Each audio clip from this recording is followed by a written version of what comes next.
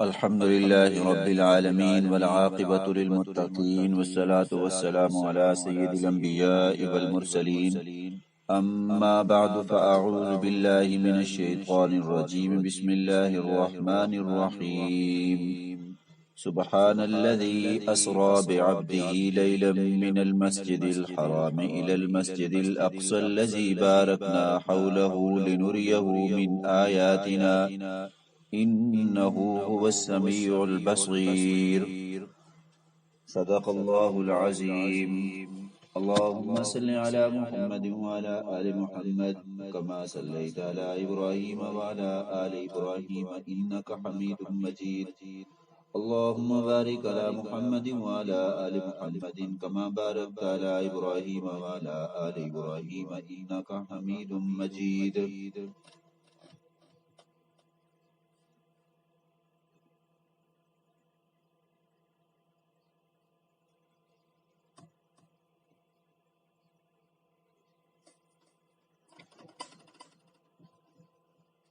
ترجمہ اور تفسیر کی آن لائن کلاس میں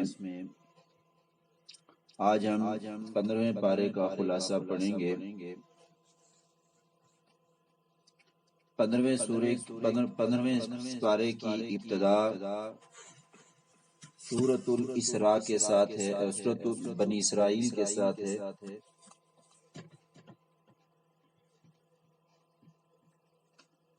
سورۃ بنی اسرائیل یا سورۃ اسراء مکی ہے، اس میں 111 آیات ہیں اور 12 رکوع ہیں۔ اسراء کا معنی ہے رات کو لے جانا،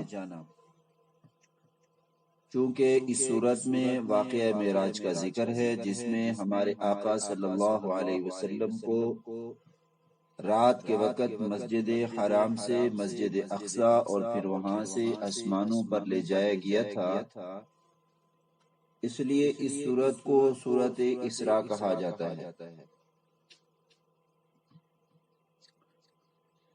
یہ واقعہ حضور علیہ الصلوۃ والسلام کا بہت بڑا معجزہ اور آپ کے لیے بہت بڑا اعزاز انسانوں میں ہمارے نبی صلی اللہ علیہ وسلم کے سوا کسی کو حاصل نہیں،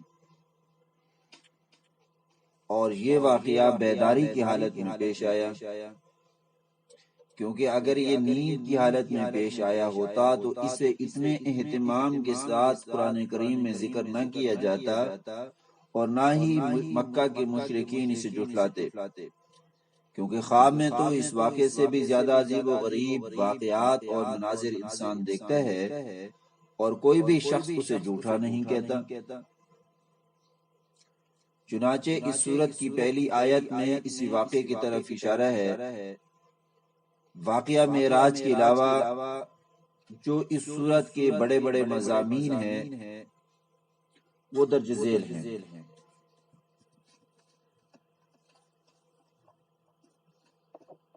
بنی اسرائیل کو پہلے سے بتا دیا گیا تھا کہ تم ملک شام میں دوبارہ فساد مچاؤ گے اور دونوں بار ہم بطور سزا کے تمہارے اوپر اپنے بندوں کو مسلط کر دیں گے۔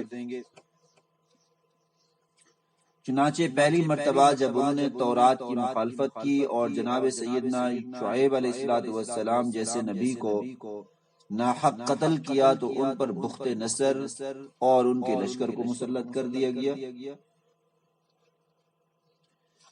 جو پورے ملک میں ایک کنارے سے دوسرے کنارے تک پھیل گئے۔ انہوں نے علماء اور بڑے بڑے سرداروں کو قتل کر دیا، تورات جلا ڈالی، بیت المقدس کو ویران کر دیا اور بہت سارے اسرائیلیوں کو گرفتار کر کے لے گئے۔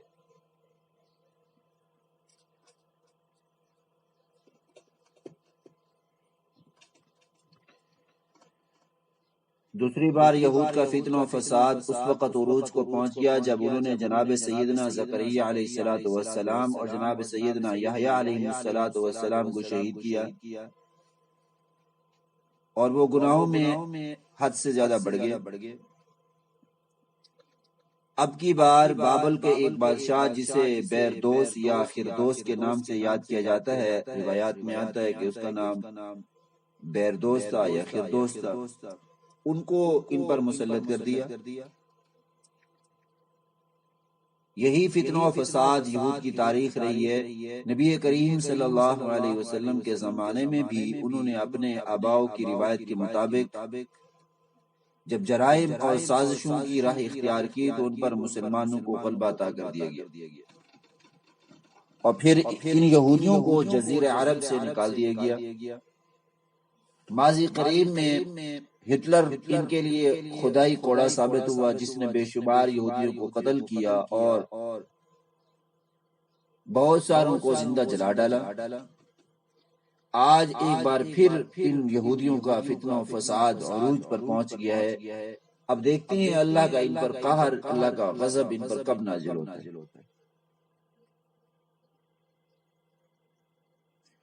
قرآن مجید فرقان حمید کی عظمت انسان کی فطرت طبیعت میں داخل جلد بازی اور ہر انسان کے ساتھ اس کے عمل اور نتائج عمل کے لازم ہونے کا ذکر کرنے کے بعد اجتماعی زندگی کے تقریباً 13 اسلامی آداب اور اخلاق بیان کیے، اور اگر انسان ان 13 اصولوں پر، ان 13 آداب پر عمل کر لے تو کامیاب ہو جائے گا۔ حقیقت میں اخلاق اور آداب کی وجہ سے کوئی امت اور کے مستحق بنتے ہیں۔ جتنا اخلاق اعلیٰ درجے کا ہوگا وہ انسان اتنا ہی کردار کے اعتبار سے اعلیٰ درجے کا ہوگا۔ آداب کے اعتبار سے جس کا جتنا مرتبہ ہوگا اتنا ہی کردار کے اعتبار سے اس کا مرتبہ ہوگا۔ بعض حضرات نے ان آداب کو معراج کا پیغام بھی قرار دیا ہے۔ چنانچہ یہ آداب وَقَضَىٰ رَبُّكَ أَلَّا تَعْبُدُوا إِلَّا إِيَّاهُ وَبِالْوَالِدَيْنِ إِحْسَانًا، یہاں سے لے کر ذَلِكَ مِمَّا أَوْحَىٰ إِلَيْكَ رَبُّكَ مِنَ الْحِكْمَةِ تک بیان فرمائے گئے، یعنی 23 نمبر آیت سے لے کر 39 تک۔ ان میں سے چند تو وہ ہیں جو ہم پیچھے 8ویں پارے میں پڑھ چکے ہیں کہ اللہ کے سوا کسی کو عبادت نہ کرو، کسی کی عبادت نہ کرو، کسی کو اللہ کے سوا شریک نہ ٹھہراؤ، والدین کے ساتھ بھلائی کرتے رہو، وبالوالدین احسانا، رشتہ دار مسکینوں اور مسافروں کو ان کا حق دو، مال کو فضول خرچی میں نہ اڑاؤ، نہ بخل کرو، نہ ہاتھ اتنا کشادہ رکھو کہ کل کو پچھتانا پڑے، جس کو فضول خرچی کہتے ہیں۔ اپنی اولاد کو مفلسی کے ڈر سے قتل نہ کرو، وَلَا تَقْتُلُوا أَوْلَادَكُمْ مِنْ إِمْلَاقٍ، کسی جاندار کو ناحق قتل نہ کرو، یتیم کے مال میں ناجائز تصرف نہ کرو، وعدہ کرو تو اسے پورا کرو، ناپ تول پورا کیا کرو، جس چیز کے بارے میں تحقیق نہ ہو اس کے پیچھے نہ بڑھو، وَلَا تَخْفُ مَا لَيْسَ لَكَ بِعِلْمٍ۔ ہمارے ہاں آج کل فتنہ فساد کا بہت بڑا سبب یہ بھی ہے کہ جس چیز کا ہمیں علم نہیں ہوتا ہم اس کے پیچھے پڑ جاتے ہیں، سنی سنائی باتوں کو آگے پہنچاتے ہیں۔ وَلَا تَمْشِ فِي الْأَرْضِ مَرَحًا، زمین پر اکڑ اکڑ کر مت چلو، اور پھر آخر میں فرمایا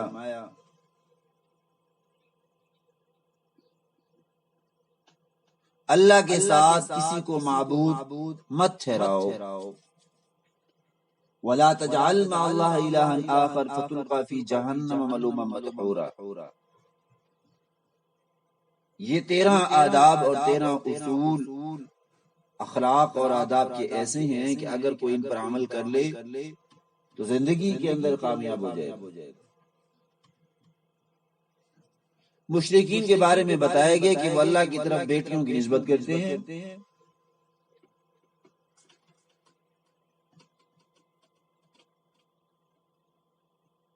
افاصفاکم ربکم بالبنین واتخذ من الملائکۃ اناسا، کیا اللہ نے تمہیں بیٹوں کے ساتھ چن لیا اور اس نے فرشتوں کو بیٹیاں بنا لی؟ انکم لتقولون قولا عظیما، کتنی بری باتیں اللہ کے متعلق کہتے ہو۔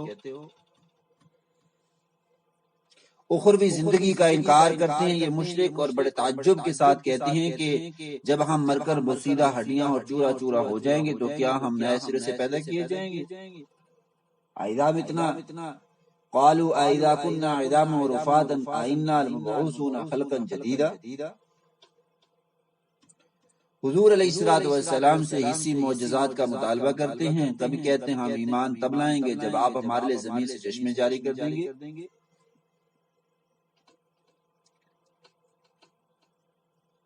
اور کبھی کہتے ہیں کہ کھجوروں اور انگوروں کا باغ لہلہا دیں، کبھی کہتے ہیں ہمارے اوپر آسمان کا ٹکڑا گرا دیں،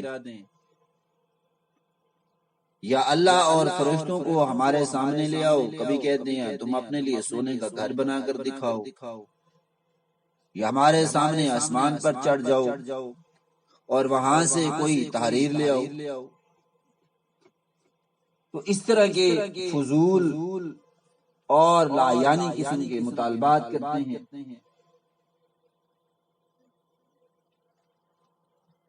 وقالوا لن نؤمن لك حتى تفجر لنا من الارض ينبوعا، نہر بنا دیں، اور تكون لك جنت من نخیل وعنب، انگوروں اور کھجوروں کے باغات لہلا دیں، اور اس کی تسمہ کما زعمت علینا کسبا، آسمان سے اوپر ہمارا ٹکڑا گرا دیں، اور یکون لك بیت من زخرف، یا یہ کہ آپ کا گھر سونے کا ہو، تب مانیں گے آپ نبی ہیں۔ بل نؤمن لرقيك حتى تنزل علينا كتابا نقرأه۔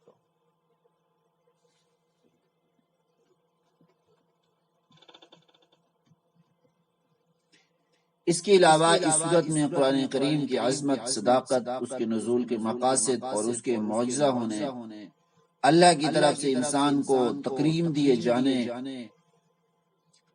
اسے روح اور زندگی جیسے نعمت کے عطا ہونے، نبی کریم صلی اللہ علیہ وسلم کو نماز تہجد کا حکم دیے جانے کا ذکر ہے۔ اقم الصلاة لدلوک الشمس الى غسق الليل وقرآن الفجر ان قرآن الفجر کان مشہودا ومن اللیل فتہجد بھی، تہجد کا حکم۔ حضرت موسیٰ علیہ السلام اور فرعون کا قصہ بھی اس میں مذکور ہے۔ وَلَقَدْ آتَيْنَا مُوسَىٰ 9 آیات بَيِّنَاتٍ، موسیٰ علیہ السلام کو جو 9 نشانیاں اللہ نے عطا فرمائی تھی معجزات کی شکل میں، ان کا ذکر۔ قرآن کریم کے تھوڑا تھوڑا نازل ہونے کی حکمت کہ قرآن مجید کو تھوڑا تھوڑا کیوں نازل کیا گیا؟ وَبِالْحَقِّ أَنزَلْنَا وَبِالْحَقِّ نَزَلَ وَمَا أَرْسَلْنَاكَ إِلَّا مُبَشِّرًا وَنَذِيرًا وَقُرْآنًا فَرَقْنَاهُ لِتَقْرَأَهُ عَلَى النَّاسِ عَلَى مُكْثٍ وَنَزَّلْنَاهُ تَنزِيلًا۔ سورت کے اختتام پر بتایا گیا کہ اللہ تعالیٰ شریک اور اولاد سے پاک ہے۔ قل ادعوا الله عبد الرحمن ايما تدعوا فله الاسماء الحسنى ولا تجهر بصلاتك ولا تخافت بها وابتغ بين ذلك سبيلا وقل الحمد لله الذي لم يتخذ ولدا ولم يكن له شريك في الملك، اور وہ اسماء حسنى کے ساتھ متصف ہے۔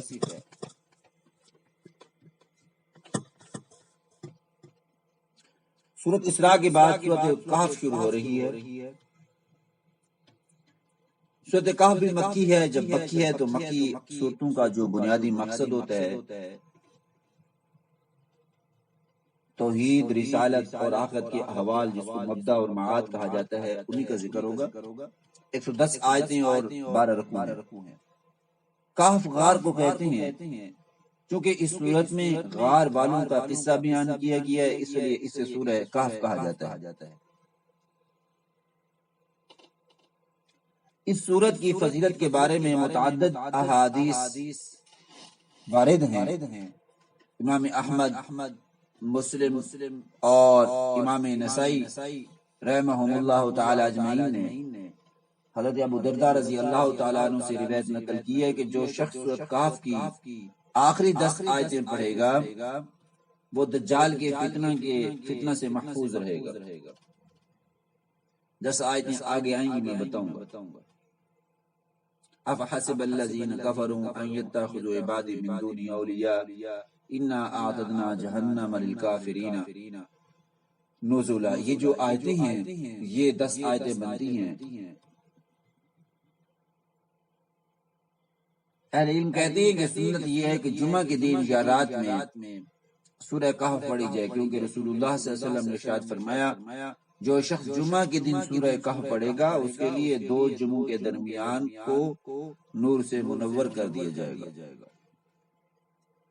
سورہ کہف ان 5 سورتوں میں سے ایک ہے جن کی ابتدا الحمدللہ سے ہوتی ہے۔ الحمدللہ الذی انزل علی عبدہ الکتاب ولم یجعل لہ عوجا۔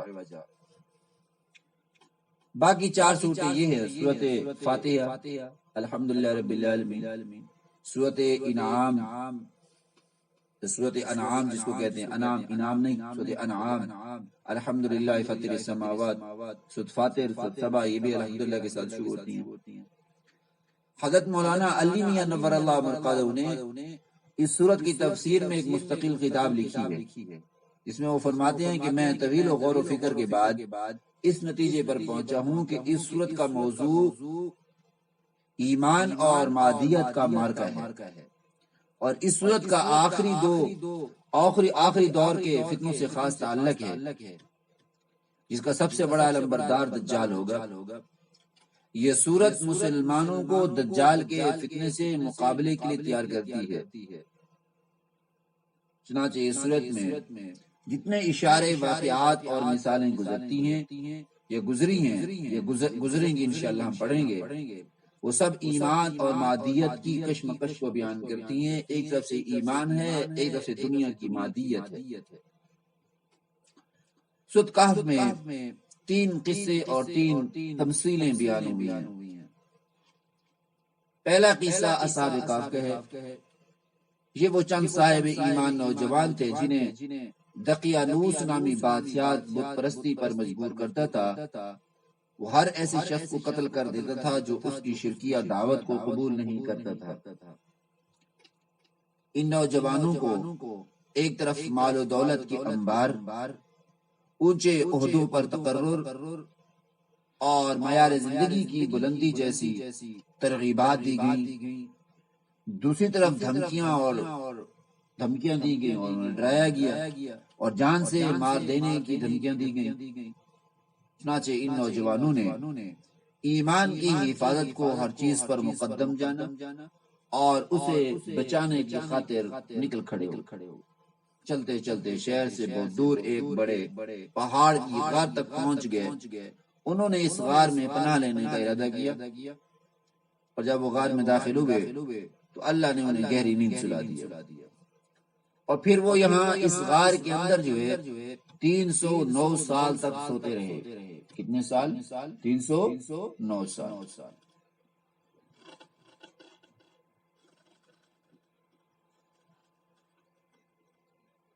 جب نیند سے بیدار ہوئے تو کھانے کی فکر ہوئی۔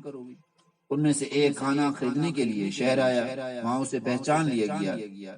3 صدیوں میں حالات بدل چکے تھے۔ اہل شرک اور اب جو موحد تھے، اللہ کو ایک ماننے والے تھے، وہ برسر اقتدار تھے۔ ایمان کی خاطر گھر بار چھوڑنے والے یہ نوجوان ان کی نظر میں قومی ہیروز کی حیثیت اختیار کر گئے۔ چنانچہ اس قصے سے یہ سبق بھی حاصل ہوتا ہے کہ مومن کو ایمان کے سلسلے میں بڑا حساس ہونا چاہیے، ایمان پر سمجھوتا نہیں کرنا چاہیے، اور اگر خدا نخواستہ مادیت اور ایمان دونوں میں سے کسی ایک کے انتخاب کا مرحلہ آئے تو اس سے بہر طور ایمان کی حفاظت ہی کو ہر مادی چیز پر ترجیح دینی چاہیے۔